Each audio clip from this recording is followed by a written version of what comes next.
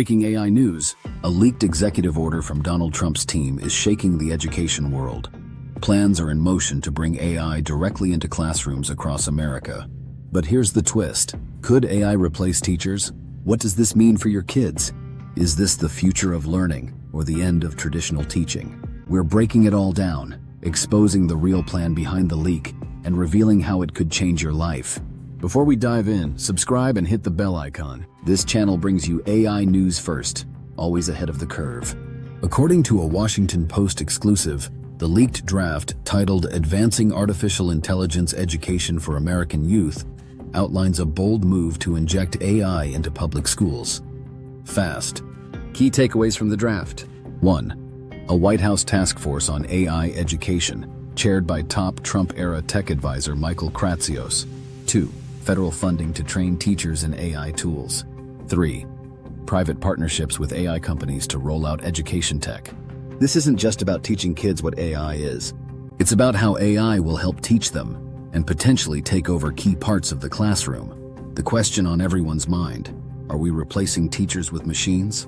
The executive order calls for 1. AI-assisted instruction in math, science, and reading. 2. AI tools that grade work, track behavior, and even create lesson plans. Sounds efficient, but here's the controversy. 1. Will AI just support teachers or slowly edge them out? 2. What happens to schools that can't afford the tech? 3. And how do you measure learning when a bot is your tutor?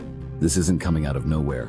Trump has positioned AI as a national priority, especially against China's rapid AI growth.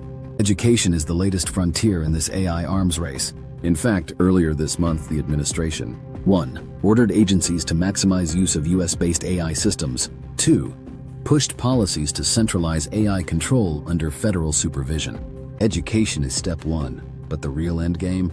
Control over the next generation of American minds, shaped by AI. Reactions are flooding in, and they're divided.